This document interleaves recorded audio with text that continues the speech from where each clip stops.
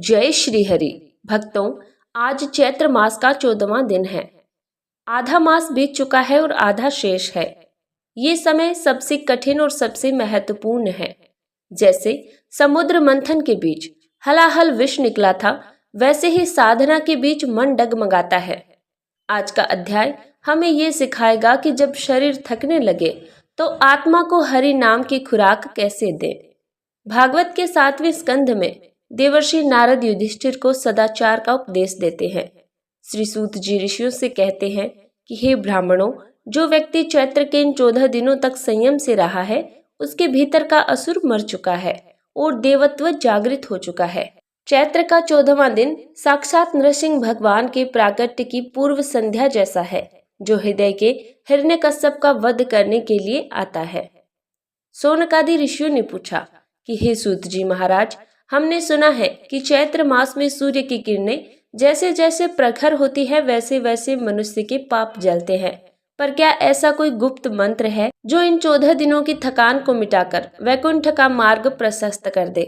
श्री सूत जी ने कहा, ऋषियों सुनो, चैत्र मास के 14वें दिन का संबंध धैर्य से है। जो साधक इस दिन बिना विचलित हुए मधुसूदन का नाम लेता है, उसे अश्वमेघ यज्ञ का फल मिलता है। भगवान विष्णु ने स्वयं लक्ष्मी जी से कहा था कि चैत्र महीने में जो मेरे केशव रूप की पूजा करता है, मैं उसके वंश की 7 पीढ़ियों का उद्धार कर देता हूँ। इस अध्याय से जुड़ी एक मुख्य पौराणिक कथा का श्रवण करते हैं। राजा सुकेतु की कथा। राजा सुकेतु के पास सब कुछ था, पर संतान नहीं थी। वे चैत्र मास में वन में चले गए। वहां उन्होंने 14 दिनों तक निराहार रहकर तपस्या की। 14वें दिन उनके सामने एक विकराल माया प्रकट हुई। वन की भयानक आवाजें, जंगली जानवर और भूख प्यास ने उन्हें डराना चाहा। माया ने कहा कि राजन, लौट जाओ, ये भक्ति तुम्हारे बस की नहीं है। पर सुकेतु ने अपनी आंखें नहीं खोली। वे केवल ओम नमो नारायणाय जपते रहे। तभी वहां एक दिव्य ज्योति प्रकट हुई। साक्षात नारायण ने दर्शन दिए और कहा कि सुकेतु, तुमने 14 दिनों तक इंद्रियों को जीत लिया है। तुम्हारी तपस्या सफल हुई। भगवान ने उन्हें वरदान दिया कि उनका पुत्र संसार का सबसे बड़ा भक्त बनेगा। तो भक्तों, जब परीक्षा कठिन हो तभी समझ लेना कि भगवान का साक्षात्कार निकट है। अब हम इस कथा के बाद जानते हैं कि इन 14 दिनों के बाद हमें आगे कैसे बढ़ना है। वाणी का तप। अब से पूर्णिमा तक कम बोलना है और मीठा बोलना है।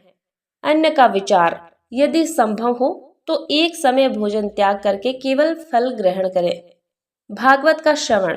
रोज भागवत का कम से कम एक श्लोक जरूर पढ़ें। तो भक्तों, भगवान केवल बड़ी तपस्या से नहीं बल्कि छोटे से प्रेम पूर्ण भाव से भी मिल जाते हैं। जहाँ एक तरफ राजा सुकेतु जैसे प्रतापी राजा अपनी तपस्या से भगवान को प्रसन्न कर रहे थे, वहीं दूसरी ओर चैत्र मास के इन्हीं दिनों में एक अद्भुत घटना घट रही थी। एक छोटी सी कुटिया में माँ गोमती रहती थी। उनके पास न तो राजा जैसा वैभव था और न ही वो कठिन मंत्र जानती थी। माँ गोमती बूढ़ी हो चुकी थी, आंखों से कम दिखाई देता था। उसने सुना था कि चैत्र मास के इन दिनों में जो भगवान को सबसे प्रिय वस्तु अर्पण करता है, नारायण उसके द्वार पर स्वयं आते हैं।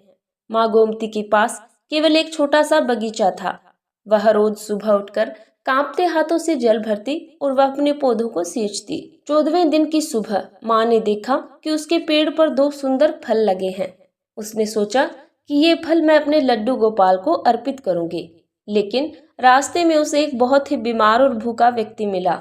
अब माँ धर्म संकट में पड़ गई कि अगर इसे फल दे दिया तो भगवान को क्या दूंगी, और अगर इसे नहीं दिया तो ये मर जाएगा।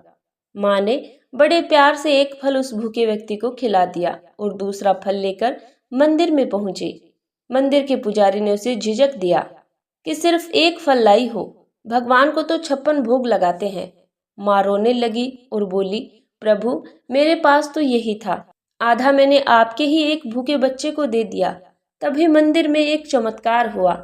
भगवान की प्रतिमा से आवाज आई, पुजारी दूर हटो, माँ गोमती ने मुझे आधा नहीं अपना सर्वस्व अर्पण किया है। जिस भूखे व्यक्ति को इसने फल खिलाया है वह साक्षात मेरा ही स्वरूप था। भगवान विष्णु चतुर्भुज रूप में प्रकट हुए और माँ गोमती को अपनी गोद में उठा लिया। तो भक्तों, परोपकार ही पूजा है। चैत्र मास में यदि आप किसी दुखी की सेवा करते हैं तो वह 1000 एकादशी व्रतों से बढ़कर है। भगवान सुकेतु की तपस्या से भी भगवान प्रसन्न हुए और माँ गोमती के आधे फल से भी। भगवान क्या दिया ये नहीं देखते, किस भाव से दिया है ये देखते हैं। आज के समय में हम राजाओं जैसी तपस्या नहीं कर सकते, लेकिन माँ गोमती जैसा हृदय तो रख सकते हैं। तो दर्शकों, आज की कथा को यहीं विराम देते हैं और कल मिलते हैं अध्याय 15 में। तब तक के लिए जय श्री हरि।